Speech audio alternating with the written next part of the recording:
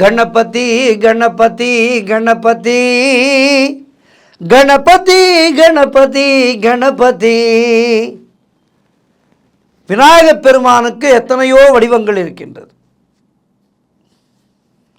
வினை தீர்க்கும் கணபதி அவன் வேத கணபதி, குறை தீர்க்கும் கணபதி குபேர கணபதி, ஞானம் தரும் கணபதி ஞான கணபதி, நம்பினோரை காக்கும் குணநிதி. தன்னை நம்பியவர்களை காக்கின்ற தெய்வம் கணபதி. கணபதி பகவானை, அதாவது விநாயகப் பெருமானை நாம் வணங்குவதற்கு எந்த விதமான பெரிய விரதங்களோ பெரிய பூஜை நியமங்களோ கிடையாது. விநாயகப் பெருமானே என்னை காப்பாற்று என அருகம்புல் இருக்கின்றது அல்லவா, எல்லா இடத்திலேயும் கிடைக்கும்.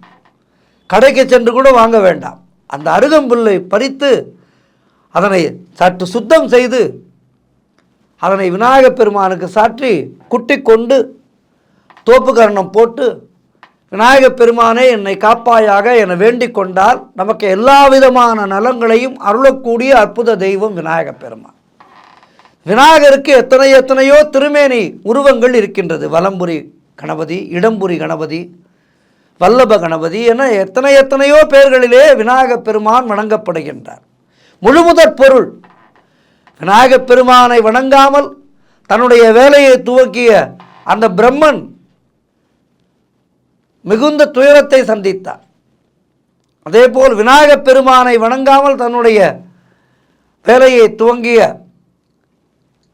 முருகப்பெருமான் விநாயகப் பெருமானால் சிறு விளையாட்டுக்கு பிறகு வள்ளியோடு இணைந்தார். இப்படி விநாயகப் பெருமான் தன்னை நம்பிய அடியார்களுக்கெல்லாம் நன்மைகளை செய்கின்ற அருமையான தெய்வம்.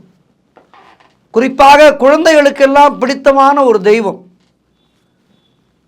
அப்படிப்பட்ட விநாயகப் பெருமான் சீர்காழியிலே ஆபத்து காத்த விநாயகர் என்ற பெயரிலே இருக்கின்றார். திருநெல்வேலியிலே கரியமாணிக்க கணபதி என்ற பெயரிலே இருக்கின்றார். ஒவ்வொரு இடத்திலேயும் ஒவ்வொரு பெயரிலே, பிள்ளையார்பட்டியிலே கற்பக கணபதியாக காட்சி தருகின்றார்.